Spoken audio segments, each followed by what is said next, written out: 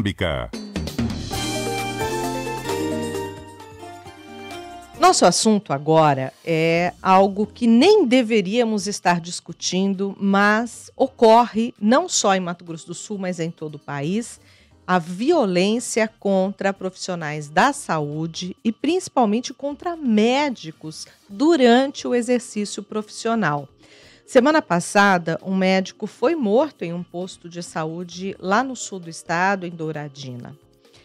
E aqui comigo no estúdio está agora o segundo secretário do CRM, o Conselho Regional de Medicina em Mato Grosso do Sul, Dr. Flávio Freitas Barbosa. Bom dia, muito obrigada, viu, por atender o nosso convite. Bom dia, eu que agradeço mais uma vez e o espaço também da CBN nos conceder num assunto tão importante para nós médicos. Um assunto delicado, né, doutor? Mato Grosso do Sul aí é o 9º estado com mais casos de violência contra médicos no Brasil. Esse levantamento foi feito aí pelo Conselho Federal de Medicina. E nós temos aqui em Mato Grosso do Sul quase 1.000 boletins de ocorrência por crimes de desacato, ameaça e até lesão corporal, e que culminou até na morte agora, semana passada, se eu não me engano, né, de um médico. Como é que o CRM avalia essa situação em Mato Grosso do Sul? O CFM do Mato Grosso do Sul, como todos os outros conselhos regionais, nós ficamos muito surpresos, né, com esses levantamentos que foram feitos pelo Conselho Federal de Medicina, porque o último foi feito em 2013 e agora em 2024, após 11 anos, o índice aumentou absurdamente. Então, a cada 3 horas, um médico sofre agressão no seu trabalho, no dia a dia, na sua profissão, seja agressão física, verbal, ou até mesmo essa fatalidade que ocorreu aqui no nosso estado na semana passada com o médico de Douradina. Então, assim, a gente vê com muita preocupação, porque os dados são assustadores. Nosso estado aí em 9º, né, estados igual São Paulo em 1º lugar, e a gente fica muito preocupado com o rumo que vai tomando esse caminho da violência em qualquer área. Eu estou vendo aqui, o levantamento indica no Brasil que um médico é vítima de violência enquanto trabalha a cada 3 horas. Esse assunto vocês têm levado para as discussões internas, tentado entender o que está acontecendo com o nosso país? Segundo o levantamento e algumas justificativas para esse aumento tão expressivo nos últimos anos, nós dividimos em 2 etapas. Primeiro, entender como que isso ocorreu dessa forma e nesse número tão absurdo nos últimos tempos, e também o que poderia ser feito. Então, o Conselho Federal de Medicina levou projetos ao Congresso Nacional para deputados que já têm projetos no sentido da penalidade, de penalizar aquelas pessoas que, de alguma forma, exerçam qualquer tipo de agressão contra o médico no seu ambiente de trabalho.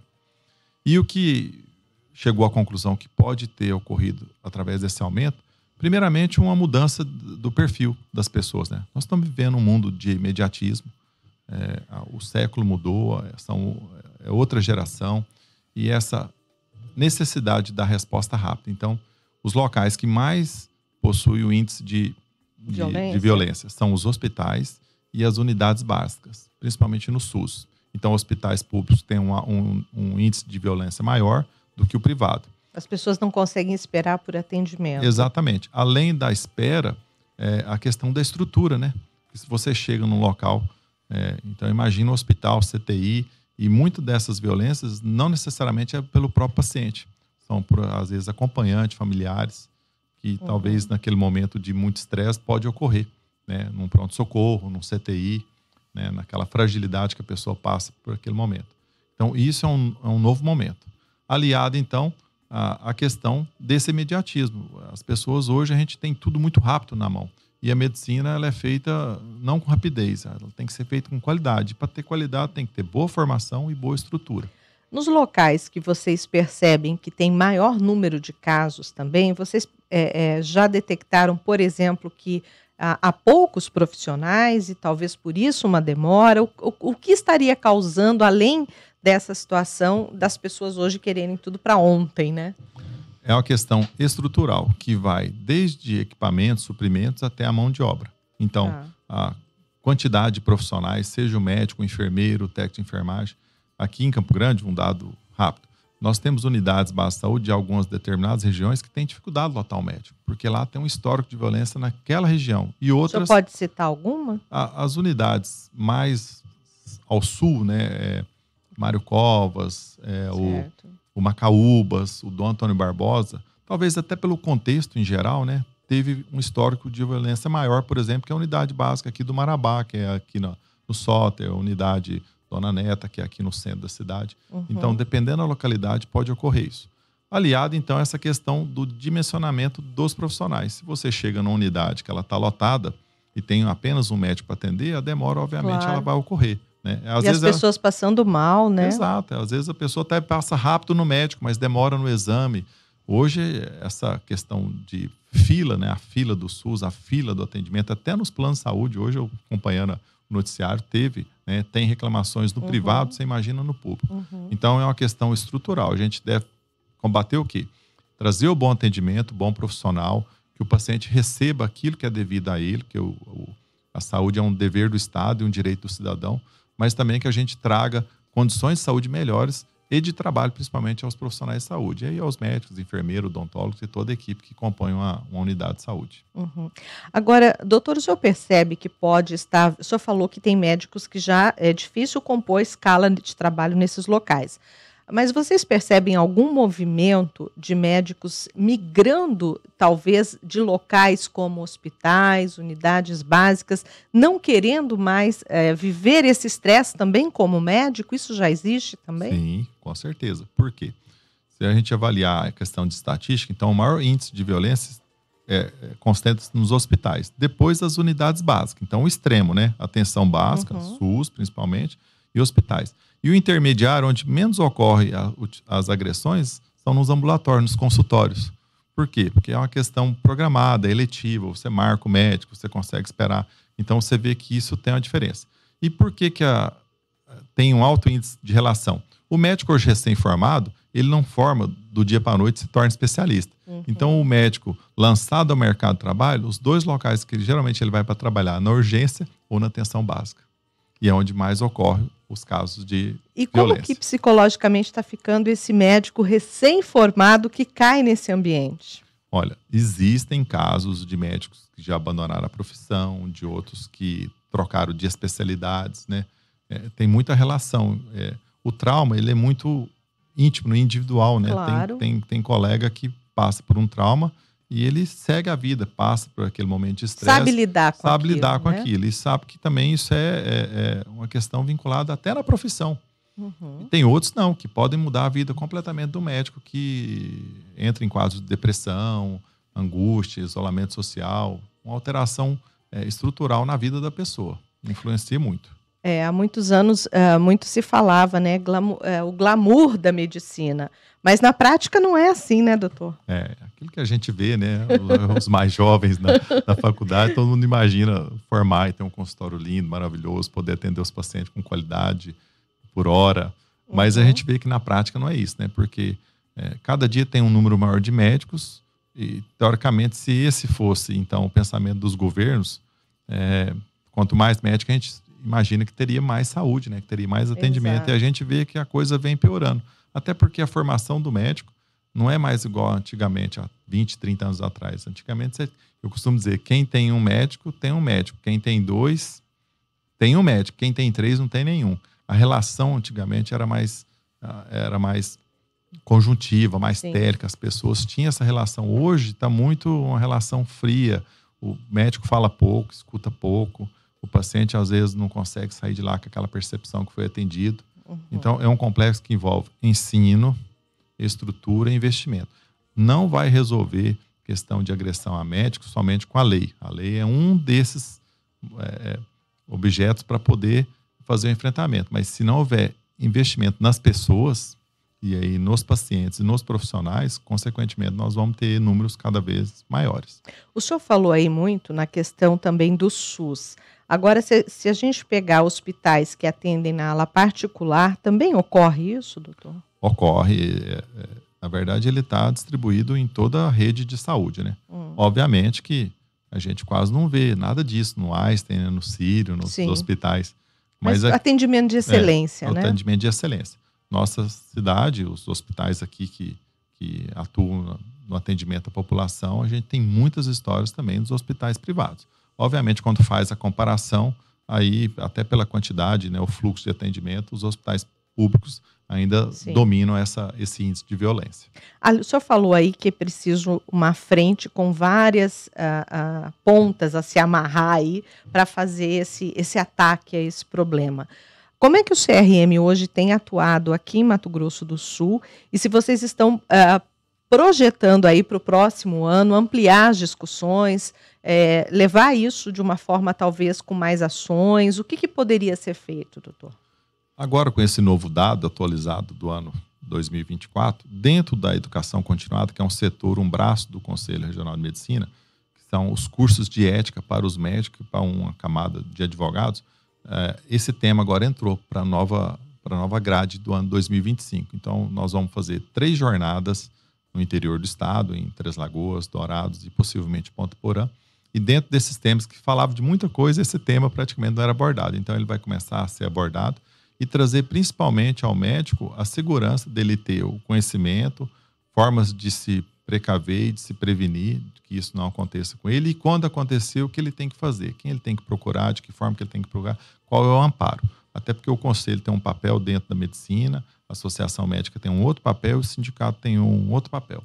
Então, na defesa do médico, o sindicato é o ente que mais proporciona essa defesa de imediato, com advogado, com apoio, com jurídico, enfim, que possa. O CRM na parte mais política, né, da questão das leis, do ensino, cobrar mais dos gestores, das jornadas de trabalho, né? Então, a gente tem que avaliar tudo isso. Eu fico vendo, muito se fala, né, mas se você analisar agora nos últimos 10 anos também, que o índice aumentou, não se tem mais concurso para médico, não, sempre falam essa questão salarial, mas a questão salarial ela tem relação também com a satisfação, com o prazer, com a qualidade de vida. Claro. E isso, em qualquer profissão, né? Em qualquer profissão, né? Quando a pessoa se sente bem recompensada no que ela produz, no que ela trabalha, obviamente que ela vai passar isso para aquelas pessoas que ela atenda.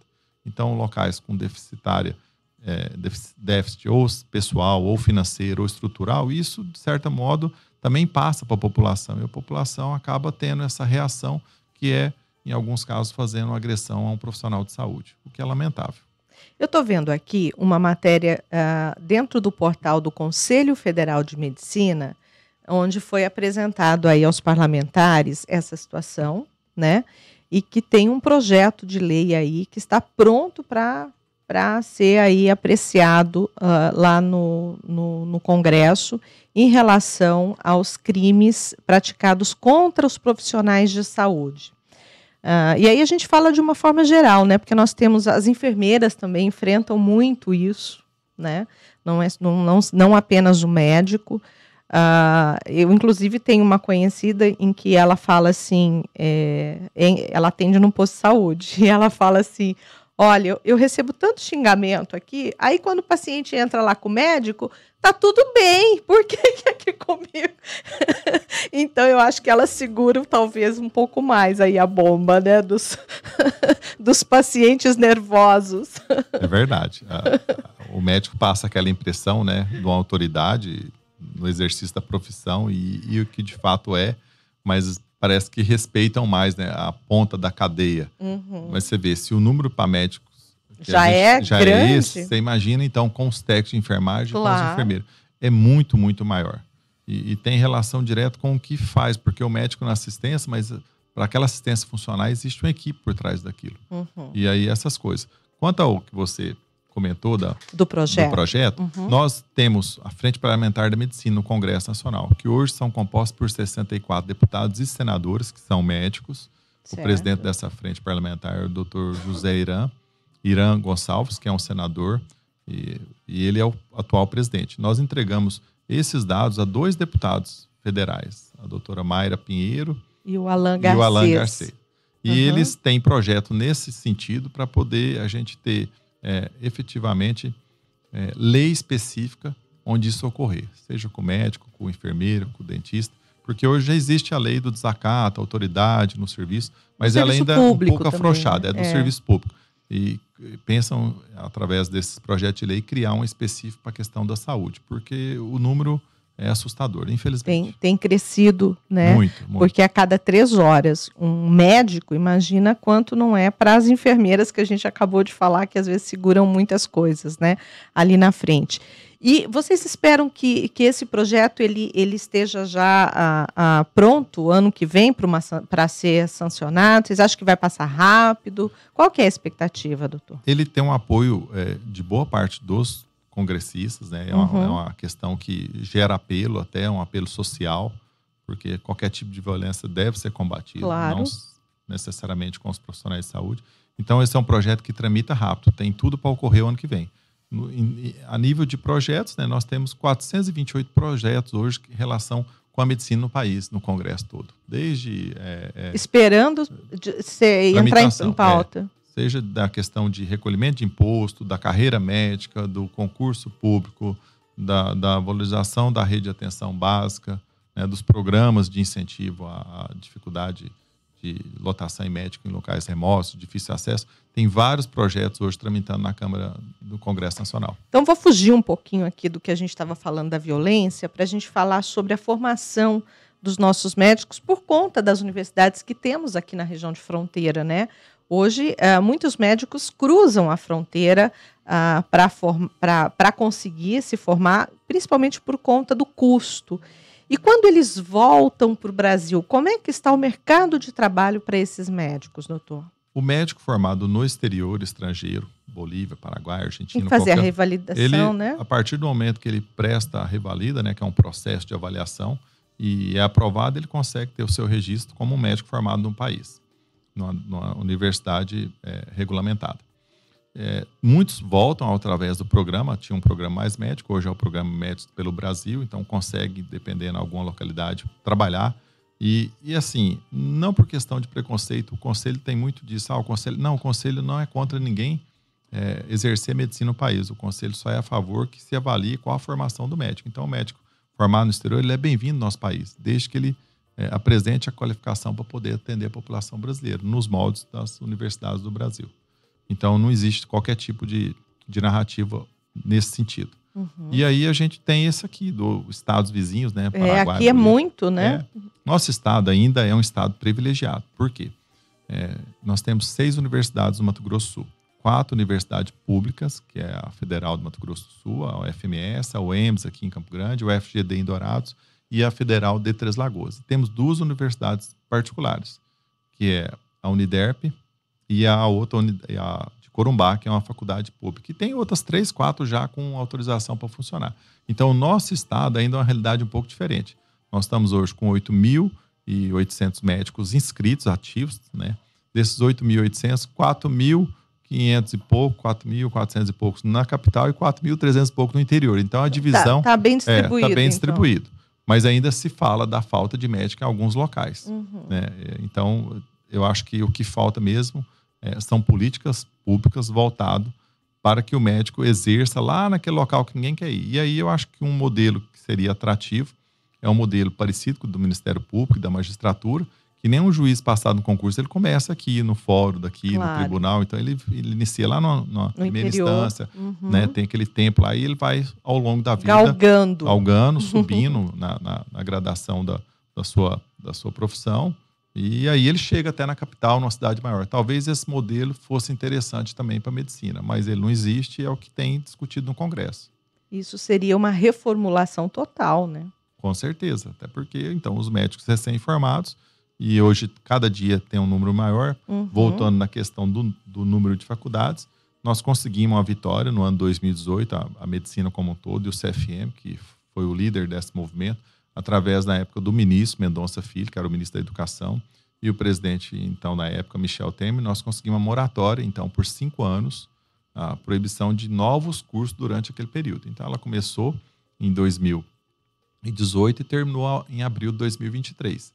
Naquela época, quando ela parou, tinha 340 faculdades, hoje tem 170 com autorização. Nós podemos chegar a 500 faculdades de medicina no Brasil. Número maior que a Índia, que o Japão, e a qualidade desse ensino? Porque a gente fica perguntando assim, o médico ele precisa ter a prática, né? Não só a teoria, né? E nós temos condições no Brasil para isso, doutor? Essa é a pergunta que nós fazemos a todos aqueles que se propõem.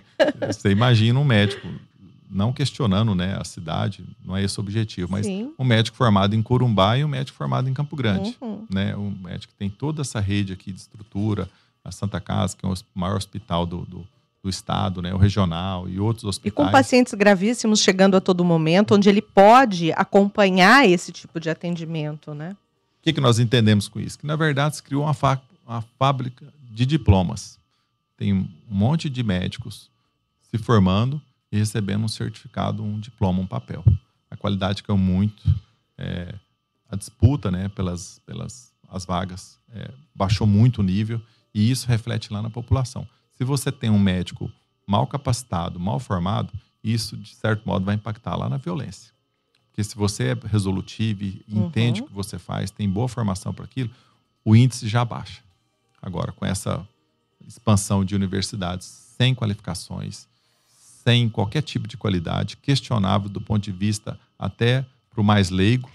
Deveria ter um revalida interno, então, assim como para o médico que se forma no estrangeiro, o brasileiro também, como tem, por exemplo, os advogados, passam pela ordem ali com uma prova? Foi o que o Conselho Federal de Medicina fez agora recentemente, no mês passado. Nós entregamos o projeto de lei ao Congresso Nacional pela aprovação da prova de proeficiência.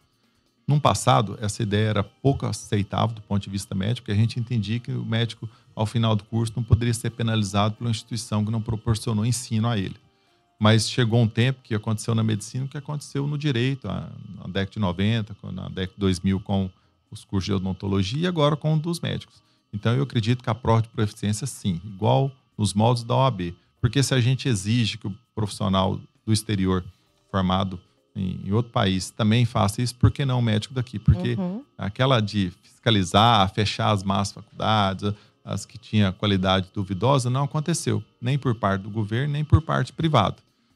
Talvez esse o apelo é o econômico fala mais alto às vezes, o apelo né? econômico. E aí esse lobby, né, o lobby dessa prova de proeficiência, ele é muito pesado, porque nós também dentro do Congresso tem muitos deputados que são donos de universidades e que oferecem o curso de medicina. Então, é uma questão que envolve grana, muita grana. E a gente fala, quando a gente põe a grana em primeiro lugar, o dinheiro não pode falar mais alto que a vida do ser humano. Nenhuma vida vale mais que a outra. E nós, perante o Conselho Regional de Medicina e o Conselho Federal de Medicina principalmente, a gente vai lutar para que todo cidadão tenha, independentemente de onde ele seja atendido, qualidade, que ele seja atendido pelo médico que você realmente fala, esse é o médico, me consiga trazer saúde ou que me salve minha vida. E isso pode fazer diferença no futuro. Então, para a gente encerrar, esse projeto aí, para se avaliar os médicos no Brasil, formados no Brasil também, seria até a prioridade hoje maior do Conselho, é isso? Sim, até porque a matéria teve muita discussão interna, não tinha unanimidade, e aí, ao longo desse tempo, chegou-se a esse caminho. A prova de proeficiência hoje é uma questão rápida, necessária, que vai trazer, de certo modo, um resultado para a população lá na frente, principalmente segurança para todos. Os médicos, bons formados, não pagarem pelos aqueles que têm formação duvidosa, e a população sentir que ela vai ser atendida por um médico que teve uma capacidade de exercer a profissão aqui no nosso país. Olha, foi um papo muito bom, muito esclarecedor aqui com o Dr. Flávio Freitas Barbosa, do Conselho Regional de Medicina de Mato Grosso do Sul. Eu super agradeço, viu? Eu que agradeço mais uma vez, sempre é muito bom estar falando com os ouvintes, com os que nos acompanham, e aqui na CBN, que é um canal de muita responsabilidade, sempre trazendo informações às pessoas. Nós estamos à disposição sempre que nos chamarem, estaremos aqui com vocês. Obrigado. Eu que agradeço. Um bom dia. Bom dia.